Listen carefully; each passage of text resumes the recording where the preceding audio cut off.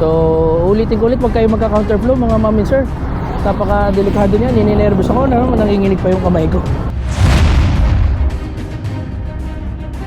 So guys, meron tayong hinahabol dito na pinapara ng tropa, ayaw minto. Lig ka. Tinatawag ka ng kapulisan, di ka sumusunod.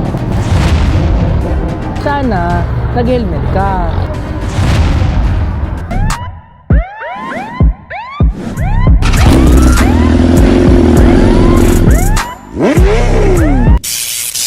So guys, right now nagkakandak tayo ng spot check dito ng mga MC riders natin na mga walang suot na helmet. So ini-issue natin sila ng official violation receipt, which is not wearing prescribed crash helmet, no? Wala silang suot, as indefinitely wala silang suot na helmet.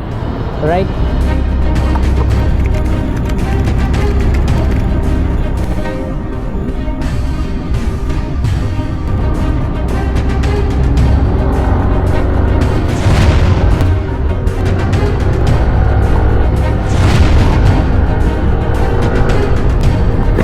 So guys, meron tayong hinahabol dito na pinapara ng tropa, ayaw minto.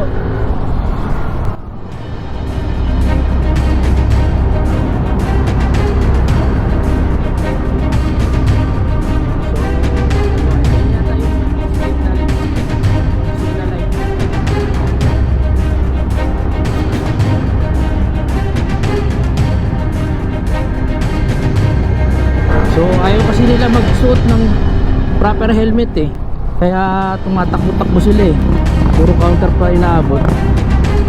Saan ka?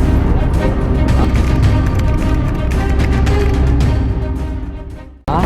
Pinapara ka kuya nung kapulisan natin ha, pinapara kayo, sumunod kayo. Tama ba yung kumounterflow ka? Nasa gitna ka ng Moriones eh, tapos kumounterflow ka ron, delikado yung ginagawa mo. Hindi mo kailangan bumalik kuya, one way yun.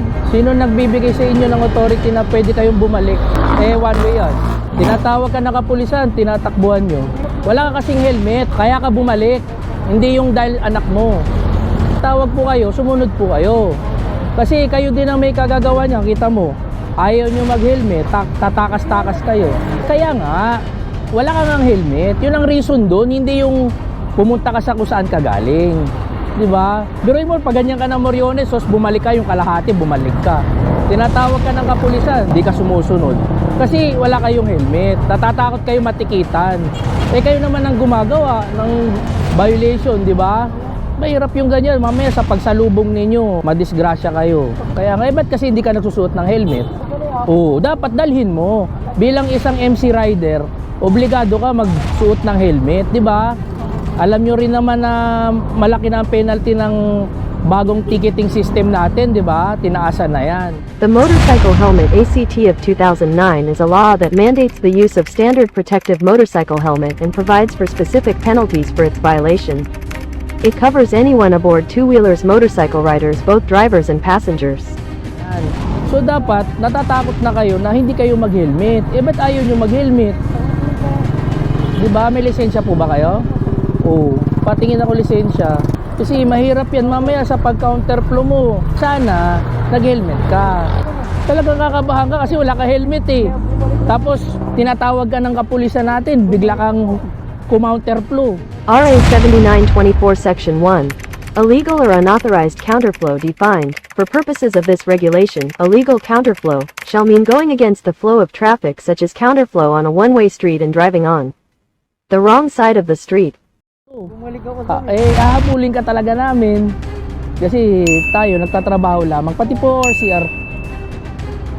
Huli ka muna, paumanhin ka muna roon at ano. Sige na, mauna ka muna at so escortan kita.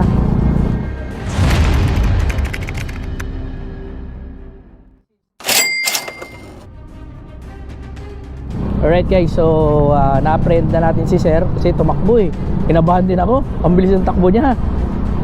Baka kasi syempre sa paghabol natin madisgrasya tayo. So right now hawak natin yung ORCR and at the same time yung driver's license niya. So turn over natin siya dun sa ating mga kasamaan kung sino yung tumawag, diba? So guys, wag ninyong gagawin ganong style na sasalubong kayo kasi delikado yun, hindi lang sa inyong mga sarili pati din sa amin na mga kapulisan ninyo. Ninervyos ako kasi baka mabangga ako eh. Hinahabol namin kayo, ang hangad lang naman namin magtrabaho. Hindi naman namin hinahangad yung madisgrasya din. So guys, right now nagkakandak tayo ng spot check dito ng mga MC riders natin na mga walang suot na helmet. So in-issue natin sila ng official violation receipt, which is not wearing prescribed crash helmet, no? Wala silang suot, as indefinitely wala silang suot na helmet. Alright? So ulitin ko ulit, wag kayo magka-counterflow mga ma'am and sir. Napaka-delikado niyan, nininervous ako, nanginginig pa yung kamay ko. Hinahabol ko kasi sumalubong po ako, hindi ko ugali yung ganyan na sumasalubong din sa daloy ng trapiko. Paano naman kung ako naman ang nabunggo? Di ba po? Syempre may kanya-kanya tayong pamilya, so wag naman sana. Alright, so ride safe, keep safe, be smart.